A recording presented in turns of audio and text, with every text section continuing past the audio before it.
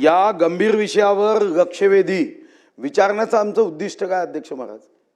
अध्यक्ष महाराज, सन्माननीय जयकुमार गोरेजी अनुभवी मंत्री आहे, पण त्यांचं उत्तर ऐकल्यावर असं वाटतं की सरकार भाजपचं आहे, उत्तर काँग्रेसचं आहे, गाडीचं चेसिस भाजपचं आहे, इंजिन काँग्रेसचं आहे.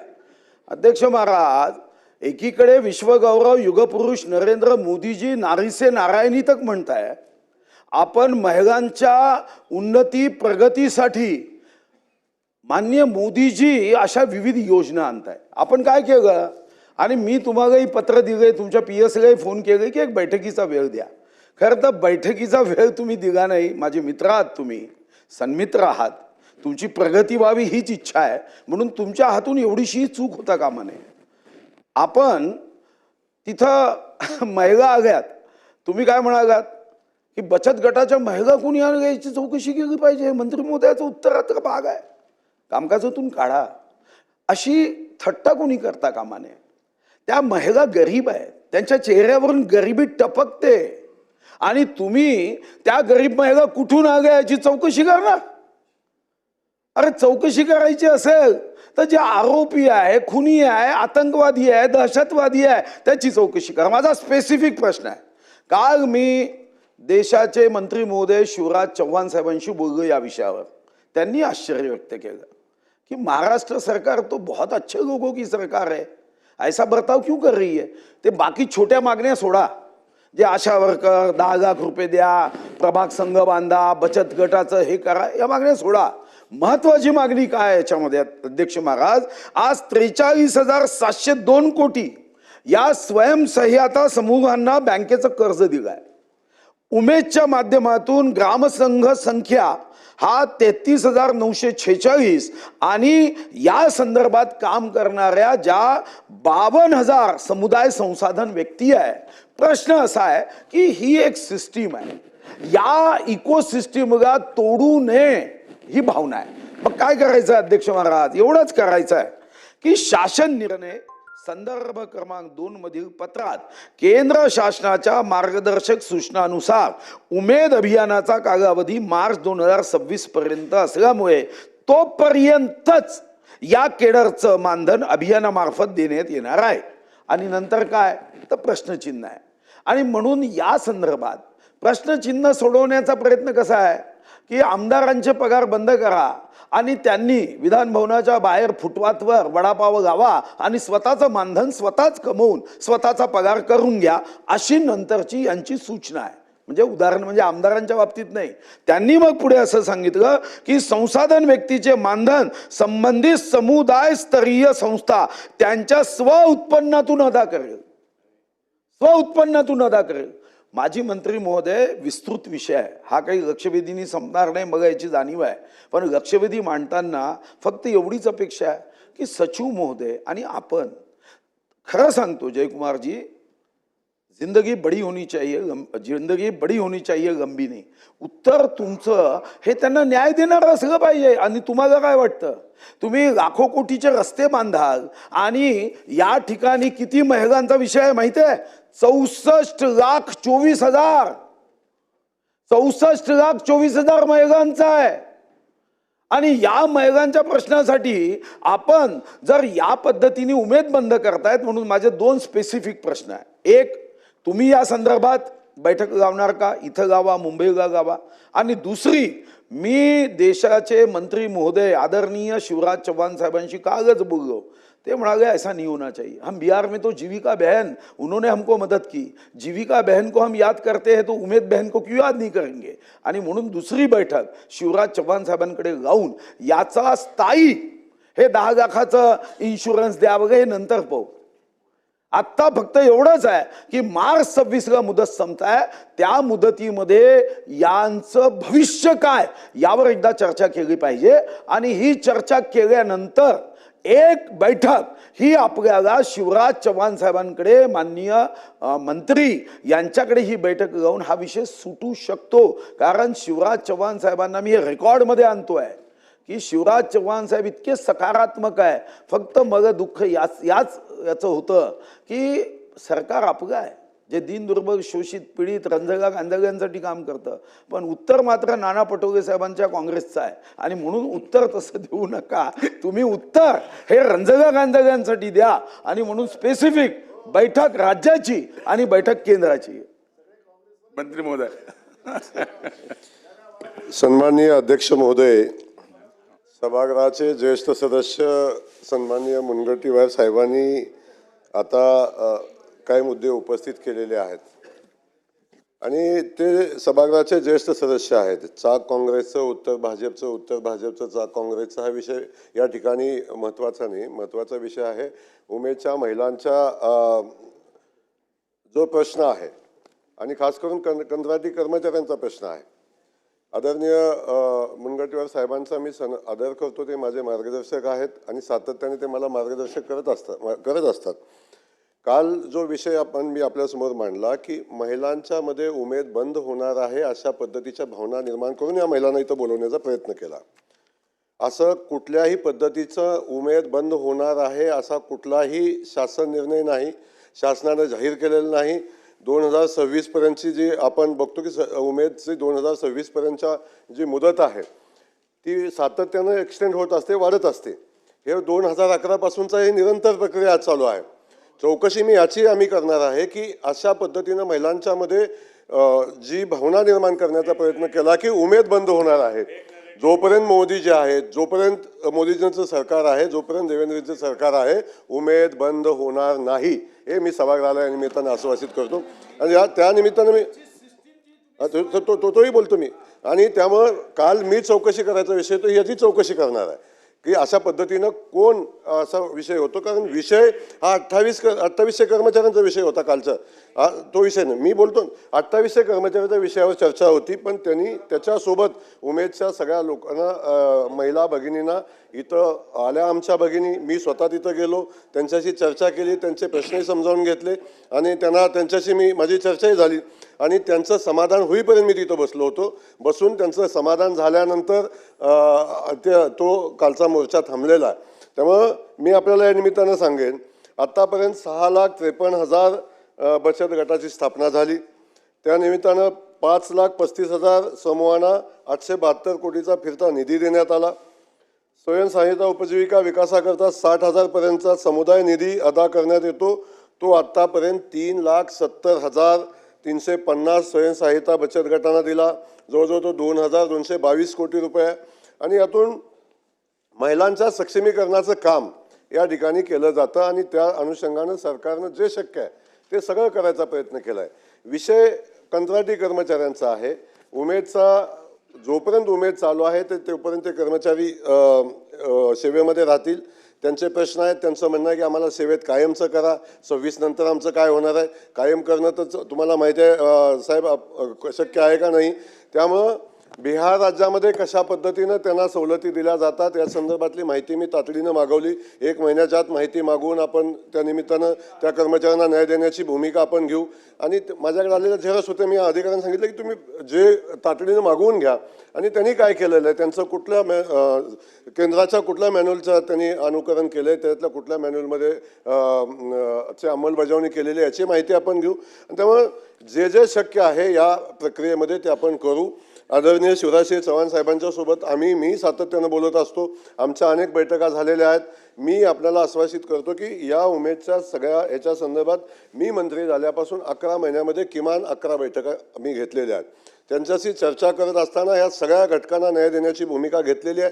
जे जे शासनाकडून करणं शक्य होतं ते निर्णय मी तातडीनं घेतलेले आहेत. आणि आता या निमित्ताने मी आपल्याला सांगतो की जो आपण बैठकीची मागणी केलेली आहे, अधिवेशन संपल्या 15 दिवसाच्या आत आपल्याला बैठकीचं निमंत्रण देऊन संबंधित कर्मचाऱ्यांना आपण संघटना त्यांनाही आपण बोलू, त्यांच्यासोबत आपण बैठक करू. आणि त्याचसोबत आपण जी विनंती केलेली आहे, केंद्रीय मंत्री सन्माननीय शिवराजसिंह चव्हाण साहेब खूप मोठं काम ते या निमित्तानं करतायत आणि या बचत गटाच्या चळवळीला बळ देत असताना मोदीजींच्या ज्या संकल्पना आहेत त्याची अंमलबजावणी करत असताना खूप मोठे निर्णय नव्यानं घेण्याचं काम ते करतायत. तर मी त्यांच्याकडे विनंती करेन की आम्हाला बैठकीचा वेळ द्यावा आणि मी आपल्याला त्या निमित्तानं बैठक ची वेळ घेऊन आपण निश्चितपणे त्यांच्यासोबत बैठक करू. सन्मान्य सदस्य नमिता बुंदडा, महिला आहेत.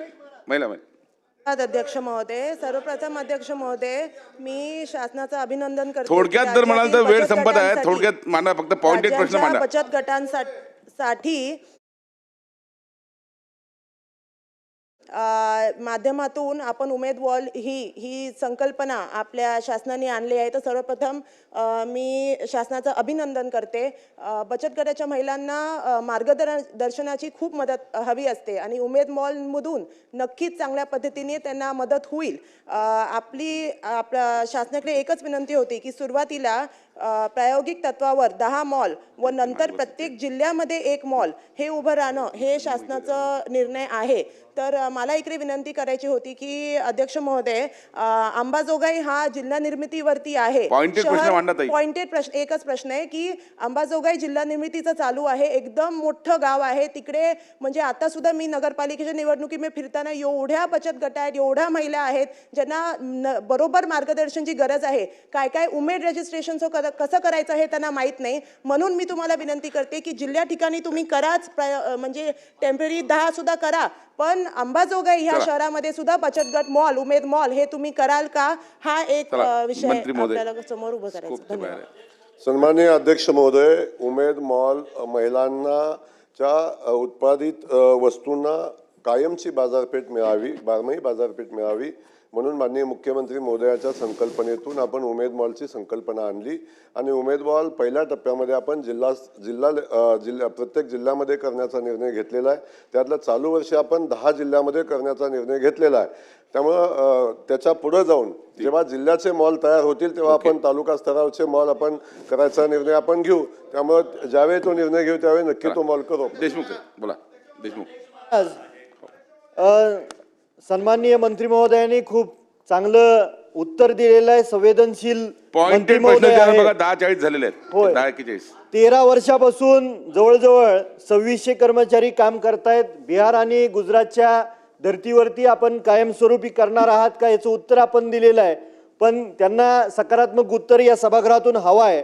आणि त्याच पद्धतीनं आत्ताच घोषणा केली मंत्री महोदयांनी की कर्मचाऱ्यांना ग्रामसखी आपण नामकरण करताय, त्याबद्दल आपलं अभिनंदन. त्यांना गणवेश आणि ओळखपत्र देत आहे त्याबद्दल आपलं अभिनंदन. आम्हाला फक्त सकारात्मक उत्तर हवं आहे की त्यांना कायमस्वरूपी लवकरात लवकर करून देण्यात यावं.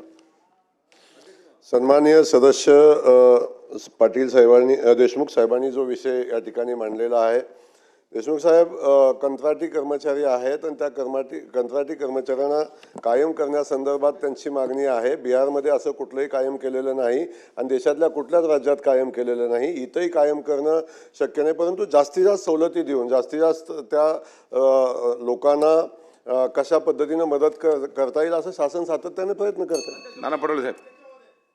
आज सुधीर भाऊ, काँग्रेसच्या काळामध्ये मग रोजगार हमी असेल, या सगळ्या योजना असतील त्या देशाने स्वीकारल्या, अनेक राज्यांनी स्वीकारल्या. आता आपण बिहारच्या पॉलिसीला नाही, ऐका ना, मला असं वाटतं आपल्यासारखे दिशा देणारी लोक, बुद्धिजीवी नाही म्हणणार पण दिशा देणारी लोक आपण सरकारमध्ये आहात. मला असं वाटतं, ते तर आमचाच पोरगा आहे, तो तिकडे गेला, पण मी आपल्याला या निमित्तानं सांगतो की बिहारला आम्ही दिशा दिली पाहिजे अशा पद्धतीचं धोरण. आता तुम्ही त्यांना रेग्युलर करत नाही. माझा स्पेसिफिक प्रश्न आहे की मानधनात वाढ करणार का, हा माझा स्पेसिफिक प्रश्न आहे. सन्माननीय ज्येष्ठ सदस्य नाना पटोले साहेबांनी या ठिकाणी भूमिका घेत असताना त्यांनी म्हटलं की आपण आजपर्यंत महाराष्ट्रानं देशाला दिशा दिलेली आहे. त्यामुळे बिहार राज्य असेल किंवा झारखंड असेल, शेवटी एक आहे की चांगल्या गोष्टी कुठल्या राज्यामध्ये झाल्या हा विषय महत्त्वाचा नाही. जे चांगलं आहे ते आपण स्वीकारलं पाहिजे हा विषय येतो. त्या अनुषंगानं कर्मचाऱ्यांची मागणी आहे, सरकारची मागणी नाही आहे. कर्मचारी म्हणतात की बिहारमध्ये अशा पद्धतीनं आम्हाला काही वेगळं, बिहारमध्ये वेगळं मॅन्युअल झालं आहे, त्या संदर्भात आपण माहिती घेतोय. पण विषय या ठिकाणी आपण जो मांडलेला आहे तो कर्मचाऱ्यांचा पगार वाढवून देणार का या संदर्भात शासन विचार करत आहे. चला किशोरप्पा. धन्यवाद अध्यक्ष महोदय. आपण अतिशय सकारात्मक अशा या संपूर्ण राज्यातल्या महिला बचत गटाच्या संदर्भामध्ये या ठिकाणी आपण निर्णय घेतोय. ही वस्तुस्थिती आहे की आपण त्या कर्मचाऱ्यांना परमनंट करू शकणार नाही हे आपण सांगताय.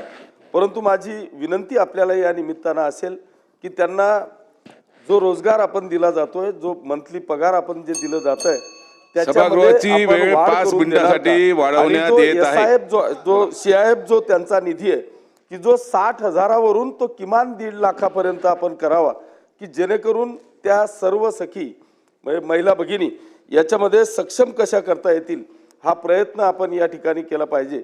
मला असं वाटतं की आज संपूर्ण राज्यामध्ये महिला बचत गट हे अशा असतील की आजपर्यंत कुठल्याही बँकेमध्ये त्या NPA झालेल्या नाहीत.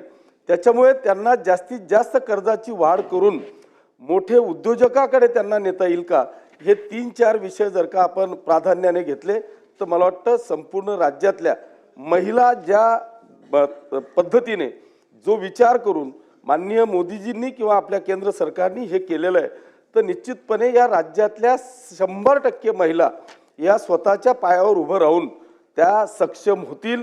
म्हणून माझी विनंती आहे की त्यांना बँकेकडून जास्तीत जास्त कर्ज देण्याचा प्रस्ताव आपण द्याल का. दुसरा विषय की हे जे सगळे कंत्राटी कर्मचारी आहेत, माझी विनंती आहे की त्यांना मोजकं मानधन आहे, त्या मानधनावर ह्या जिल्ह्यातला कर्मचारी त्या जिल्ह्यात देण्यापेक्षा त्यांच्या पसंतीचा जिल्हा निदान आपण त्या कर्मचाऱ्यांना जर का दिला तर मला वाटतं एक चांगलं काम होईल. कारण कमी मानधनामध्ये ह्या रिजनमधून त्या रिजनमध्ये काम करणं त्याला शक्य होत नाही. त्याच्यामुळे त्याला पसंतीचं रिझन आपण द्याल का, असे स्पेसिफिक 2-3 विषय आहेत.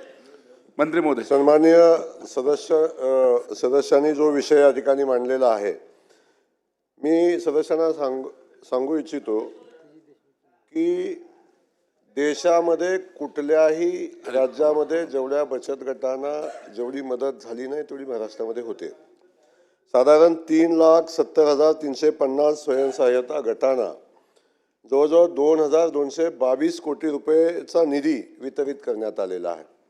आणि वेगवेगळ्या पद्धतीनं आपण बघितलं असेल की 872 कोटी रुपयाचा फिरता निधी पण दिलेला आहे. त्यात आता काही बचत गटांची आपल्या सगळ्यांचीच मागणी आहे की तो जास्त वाढवून कसा देता येईल, 1.5 लाखापर्यंत कसा देता येईल, हा विषय आहे. या संदर्भात चालू वर्ष पुढच्या आपण येणाऱ्या वर्षामध्ये आपण केंद्र शासनाकडे तशा पद्धतीची मागणी आपण करतोय आणि त्या पद्धतीनं कशा पद्धतीनं त्यांना तो निधी वाढवून देता येईल याचा विचार सरकार नक्की करेल. दुसरा विषय राहतो बदल्यांचा विषय, या संदर्भाचा विषय येतो. कालच आम्ही निर्णय घेतलेला आहे की संघटनेने सांगितलं की आमचे 150 कर्मचारी आहेत, त्याला जिल्ह्याच्या बाहेर बदलीचा तो विषय येतो. त्या संदर्भात कालच आम्ही निर्णय घेतलेला आहे. आणि जे उमेद अभियानातील कंत्राटी कर्मचारी आहेत त्यांची जिल्हाअंतर्गत परस्पर संमतीनं बदली करणं शक्य आहे, परस्पर संमतीनं. पण ती संमतीनं बदली करत असताना ते पद समकक्ष असलं पाहिजे. त्या समकक्ष पदावर जिथं रिक्त आहे त्या ठिकाणी आपण त्याची बदली करू, परंतु ज्या ठिकाणचं पद रिक्त होणार आहे ते पद भरण्याची व्यवस्था पहिली करायला लागेल आणि मग त्यांना त्या ठिकाणी पाठवता येईल. त्यामुळे ते पद आपण भरण्यासाठी आपण ती व्यवस्था CSC कडून लावू आणि मग ते पद भरल्यानंतर आपण त्यांना बदली करू, अशा पद्धतीचं आपण काल सांगितलं, ते त्यांनाही मान्य. देवराजी भोंगळे. देतो बघा, थोडक्यात विचाराल तर थोडक्यात प्रश्न असावा.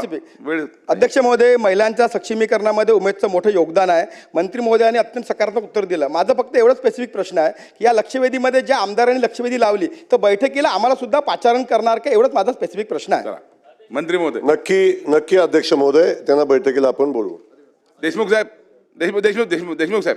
हरीश भाऊ तुम्हाला नंतर देतो. देशमुख त्यांचं नाव अध्यक्ष आहे, लक्षवेधी नाव महोदय, आहे. या उमेदच्या माध्यमातून खऱ्या अर्थानं आपल्या 85 लाख महिलांच्या आणखीन कुटुंबांचं खऱ्या अर्थानं उद्धार, आणखीन चांगल्या पद्धतीची त्यांच्या आयुष्याला दिशा मिळते. माझे 2-3च पॉइंटेड प्रश्न आहेत. CIFचं जे आपलं असणारं जे अनुदान आता 60,000 रुपये आहे ते आपण 2 लाखापर्यंत नेणार का, एक.